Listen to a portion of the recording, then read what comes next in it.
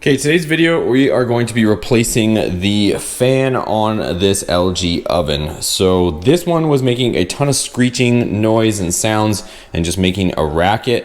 If you guys have one of these, this is the purple interior, or whatever you want to call that, oven. I will let you guys know, unless you guys want to go and research your model numbers and all that, I did end up purchasing a second motor because there is some slight differences. So you may or may not want to, it doesn't take long, but pop off the back of your oven and double check what motor you have before you get into this. You'll notice here that there is 3 prongs here, 1, 2, and 3.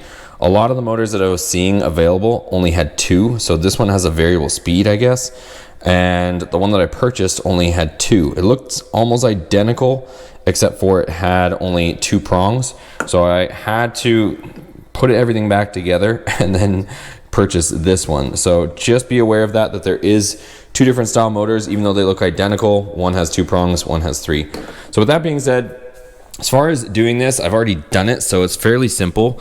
There is a huge cover panel in the back. It's held on by 4 Phillips screws, and I've already taken it off. It's over here. So not much to see there. You take off the 4 screws, this plate comes off.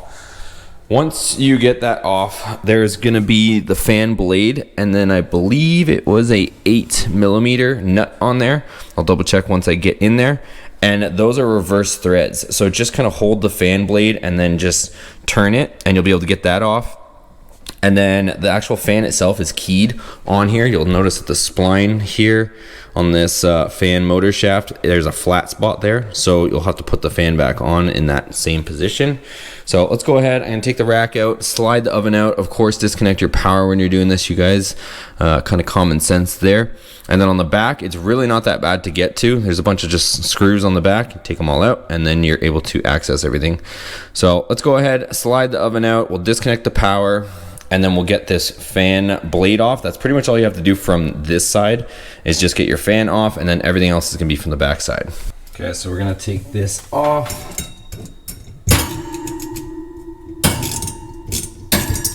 So it doesn't take much, but you're gonna turn this nut clockwise. So there's a nut, there's a little lock washer, and then this blade can come off.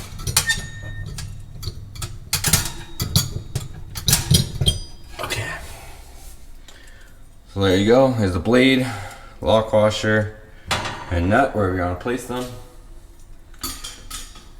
There's also a washer here, and a spacer that you can take it off if you want, or just leave it on, but there you go. There's a washer and a spacer. So spacer first, washer next. Okay, so make sure your power is disconnected, you guys. So definitely important. And then on the back here, you're gonna have to take this panel off. So I already have it off, but it's just a series of screws around the perimeter. What I actually did though is it's a kind of stupid design. You're gonna notice your power cord goes through the back of this panel. So you're kind of stuck with either rewiring everything, which I don't suggest, or what I did was there's like an extra panel here that goes across, and it's a lip. I completely removed it so that I could take this off and just swing it out of the way, because this tucks up in, and unless you start messing with your power cable, you can't get it untucked, or at least I couldn't in my situation. So I'll show you guys that piece that I removed. So it's just this strip across the top. Again, it's just held in by a bunch of Phillips screws. And if we take our Phillips screwdriver, I think I only have a couple more left, because like I said, I was already in here and I had the wrong electric motor. So I'm gonna take out the screws, and then you can swing this out of your way. Leave all this connected. Again, as long as you have your power disconnected, it's not a big deal. Okay, so this is what I was mentioning. Your power cable goes through the actual cover. Kind of a stupid design, but here we are. So here's the motor, and this is what I was saying. So mine has this 2-wire connector and also has this single wire here. So we're gonna disconnect everything, and then we will start to remove it. So mine's held on by 3 Phillips screws to the bracket, and then once we get this off, we can transfer the bracket over. So there's actually an inner and an outer fan, oddly, on this thing. So there's one back here, and then there's the fan blade that we took off on the other side. But 3 Phillips screws, and then the whole assembly will come off with the bracket. So once you remove it, you're gonna see like this. So you can see the bracket, you're gonna see your motor, and you're gonna have to start transferring stuff over. So we're gonna take off this inner fan, and then after that, you're gonna see what's holding this on is these 2 nuts. So we'll take off the 2 nuts, and then our motor is gonna mount to this bracket like so. And I'll show you what actually seems to be failing on these, because I already had this apart once. But let's transfer it over and get the old one off, even though it looks pretty good shape. Okay, so a 7mm socket works on these little guys. There's an 8mm on the fan when we were disconnecting it from inside. So old motor, new motor. Drop this on, put our 2 nuts back on here.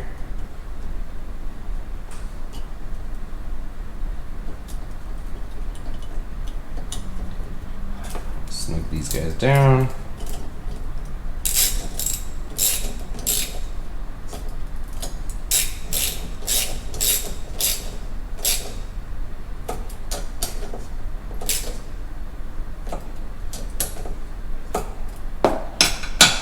Now we can put this fan blade back on. And then we can put this back on. It's really not too complicated. So here's the new motor installed. We put in the 3 Phillips screws. So 1, 2, and then 3 down below. Plugged back in our connectors. So we got that one there, this one right here. And now we can go ahead and we'll put our panel back on the back, put in 5mm screws, and then we'll put that on the front. So here we are in the front. I'm gonna go ahead and we're gonna slide this collar on. So we'll put the sleeve on, followed by the washer. Then we're gonna take the fan blade, and again, it is index, so it has a little flat slot on it. So you're gonna have to line that up with wherever that may be. And then we'll put in our lock washer with the nut. So again, it is reverse thread, so you're gonna be turning these counterclockwise to snug it up. Then we'll snug it up with a wrench, and that part is pretty much done. Just put in our 4 Phillips screws that hold that cover plate in.